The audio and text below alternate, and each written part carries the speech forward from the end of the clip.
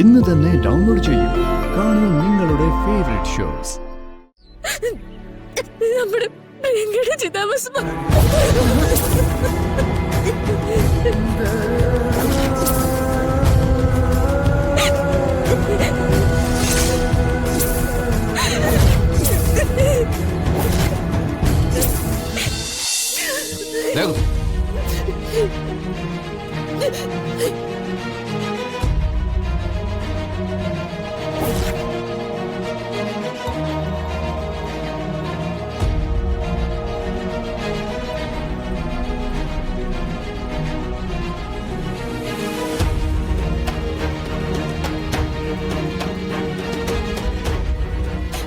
ഈ കുടുംബത്തിലെ ഏറ്റവും മുതിർന്ന ആളാ നിങ്ങള്.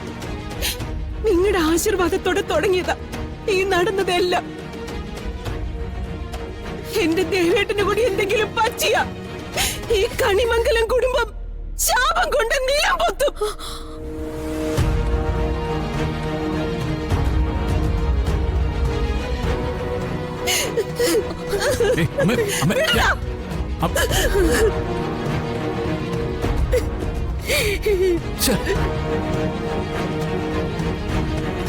അപ്പൊ ഇനി ആരുടെയും തടസ്സമില്ലാതെ ഈ കേസ് അന്വേഷിക്കാം.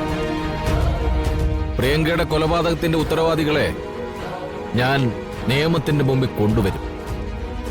അത് എത്ര സ്വാധീനമുള്ളവരായാലും.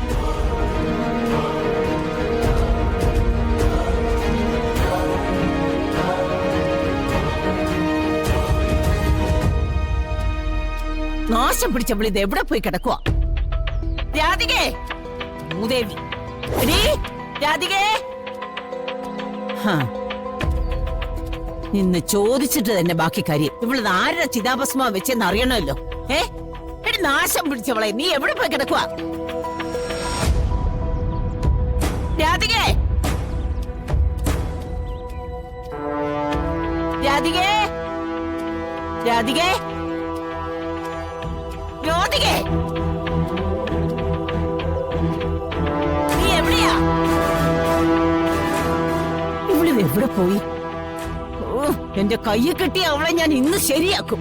രാധികേ, രാധികേ, രാധികേ, രാധികേ, എടി രാധികേ, എടി നാശം പിടിച്ചവളെ, നീ എവിടെ പോയി ഒളിച്ചാലും നിന്നെ ഞാൻ ഇന്ന് കണ്ടുപിടിക്കും. നിന്നെ കൊണ്ട് ഞാനിത് പറയിപ്പിക്കുകയും ചെയ്യും. രാധികേ, എടി രാധികേ, രാധികേ,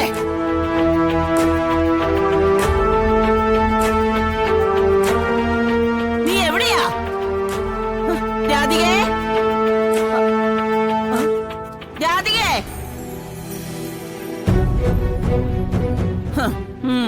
ഇന്ന് നിന്നെ ഞാൻ ശരിയാക്കും. എന്റെ കൈ കിട്ടട്ടെ.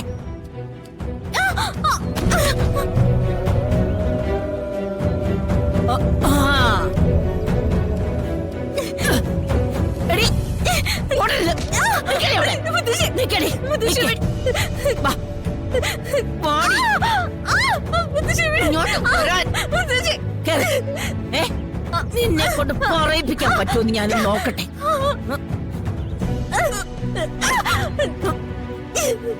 സത്യം പറഞ്ഞോ, അല്ലെങ്കിൽ ദേവൻ എത്തുമ്പോ ഈ ഒരൊറ്റ കാരണം മതി നീ ഇവിടുന്ന് പുറത്തു പോവാൻ. പറയടി,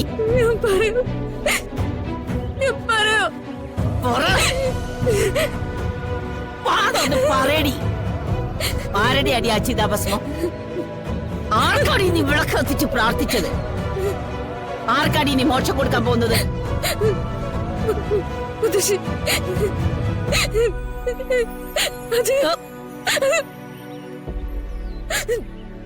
നമ്മുടെ പ്രിയങ്കയുടെ ചിതാഭസ്മം.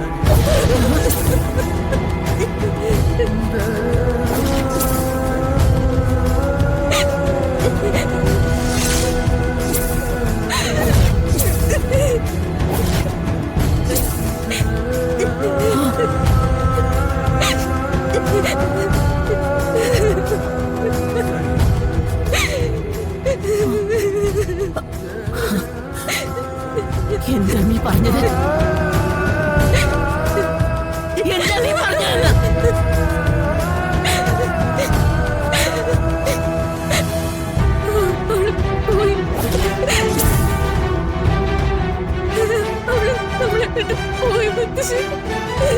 വിട്ടുപോയെന്നോ? അവളോ? അവളെവിടെ പോയതാണെന്ന് എനിക്കറിയാം. അവളെ കാണാതായപ്പോ നീ എല്ലാവരുടെയും മുമ്പിൽ ഒരു കഥയുണ്ടാക്കിയിട്ട് നീ അവളെ ഒഴിവാക്കാൻ ശ്രമിക്കുക അല്ലടി? അല്ല മുത്തശ്ശി, ഞാൻ പറയുന്നത് സത്യം. അവൾ പോയി, അവൾ മരിച്ചു.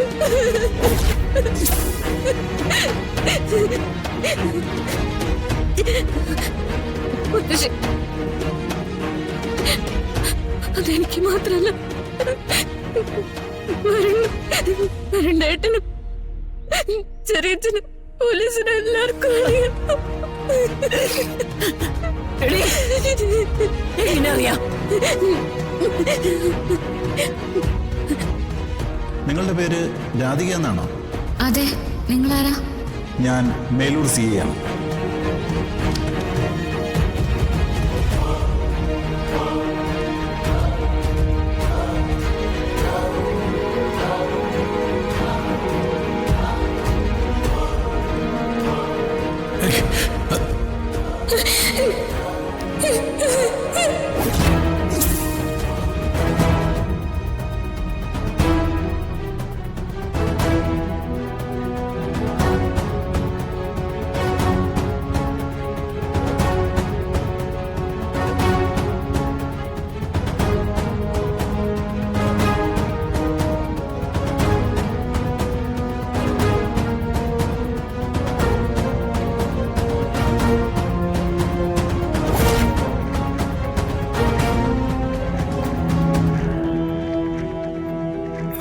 എടാ, വീട്ടിൽ വിവരമറിയിക്കണ്ടേ? എങ്ങനെ കേട്ടാ? പ്രിയങ്കയുടെ അച്ഛനിത് അറിഞ്ഞാണ് അദ്ദേഹം പിന്നെ അച്ഛനത് താങ്ങില്ല ഏട്ടാ, ഒരിക്കലും അച്ഛന് താങ്ങാൻ പറ്റില്ല.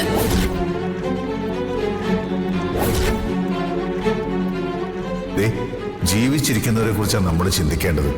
എന്റെ അഭിപ്രായത്തിൽ ഇപ്പൊ ആറ്റുവാശ്ശേരിയിലും കണിമംഗലത്തും ഇത് അറിയിക്കേണ്ടെന്നാ. കണിമംഗലത്ത് ആരെങ്കിലും ഇത് അറിഞ്ഞാല് താമസിയാതെ ഇത് ദേവനാരായണ തിരുമേനിയുടെ ചെവിയിലെത്തും. പിന്നെ സംഭവിക്കുന്ന അറിയാലോ. എന്നാലും ചെറിയ അവളൊന്ന് കാണാൻ പോലും. മോളെ, കത്തിക്കരിഞ്ഞ് നിനക്ക് പോലും തിരിച്ചറിയാൻ പറ്റാത്തൊരു മൃതദേഹം പോസ്റ്റ്മോർട്ടം കഴിഞ്ഞ് തിരിച്ചു കിട്ടുന്നത് ഒരു തുണിക്കെട്ട് മാത്രമായിരിക്കും. ആ അവസ്ഥയില് നിന്റെ അച്ഛനത് കാണണോ? നീ തന്നെ തീരുമാനിക്കും.